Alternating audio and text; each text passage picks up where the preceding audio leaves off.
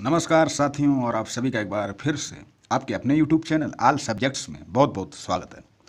साथियों, कक्षा 5 कलरव पाठ 12 चिड़िया का दाना।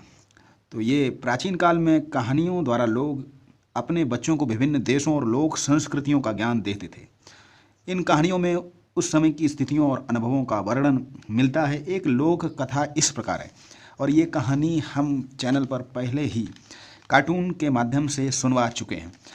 उसका लिंक डिस्क्रिप्शन बॉक्स में जाकर आप देख सकते हैं, कहानी को पूरा सुन सकते हैं। इस वीडियो में हम इसके प्रश्न उत्तरों को देखेंगे।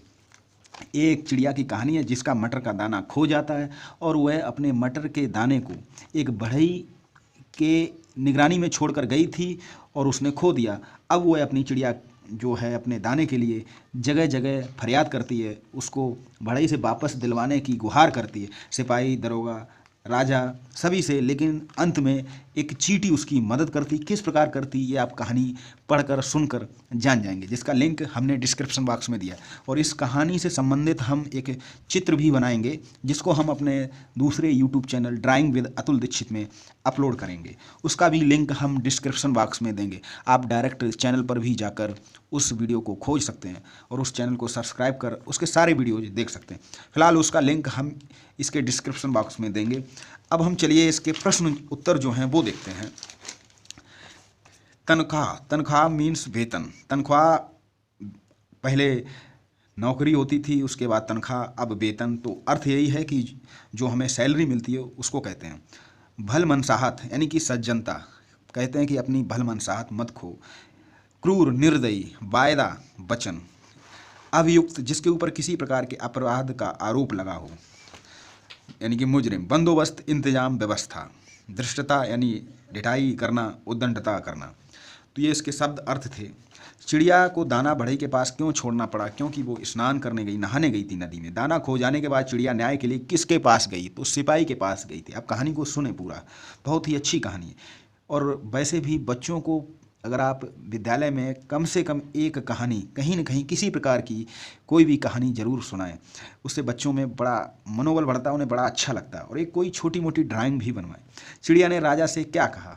चिड़िया ने राजा से अपने दाने को वापस करवाने के लिए गुहार लगाई, और किस तरह उसकी सिपाही और दरोगा ने बात नहीं सुनी, वो भी बात भी उसने कही। चींटी ने किस प्रकार चिड़िया की मदद की? चींटी हाथी के पास गई और बोली, राजा से कहो नहीं तो मैं तुम्हें काट लूँगी और तुम मर जाओगे। तो हाथी ने राजा से कहा कि अगर मुझे चींटी ने काट लिया तो मैं आपको गिरा दूंगी। इस तरह राजा ने दरोगा को, दरोगा ने सिपाही को, इस तरह उसका दाना वापस उसे मिला।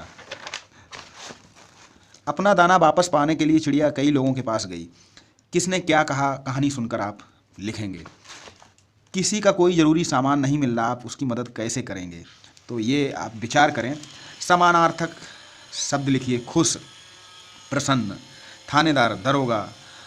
तो इस तरीके से मदद, तरक्की यानी कि प्रगति, घमंडी, अहंकारी। तो ये समानार्थक शब्द हैं जिनका अर्थ उन्हीं के जैसा है।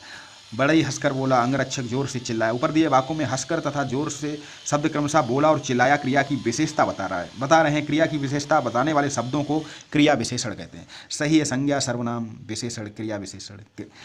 तो ये क्रिया विशेषण जो क्रिया की विशेषता, जैसे घोड़ा तेज दौड़ता, तो तेज क्रिया विशेषण। ये सब बहुत काम की चीज़ें होती हैं, हम इनको नज़रअंदाज कर देते हैं। बाद में जाकर हमें बड़ी बड़ी किताबें पढ़नी पड़ती हैं, जबकि हम अगर प्रारंभ में इन किताबों पर ध्यान दें, इनकी जो एक्टिविटीज़ होती हैं, तो हमें बाद में इतना प्रयास, इतनी मेहनत ना करनी पड़े। इसलिए इन चीज़ों को भी ध्यान में रखना चाहिए। नीचे दिए गए वाक्यों में से क्रिया विशेषण शब्द चुनकर लिखिए। तो चिड़िया बहुत निराश हुई। तो निराश हुई कैसी, कितनी? बहुत निराश हुई। ठीक है। उसने मंत्री से अपनी कहानी रो रो कर कही। तो इसमें भी आपको क्रिया विशेषण बताना। कहानी तो कही, कैसे कही? रो रो कर कही। हाथी बोला, मैं अपनी पीठ से आपको धड़ाम से पटक दूंगा। तो इनमें आपको क्रिया विशेषण छांटना है।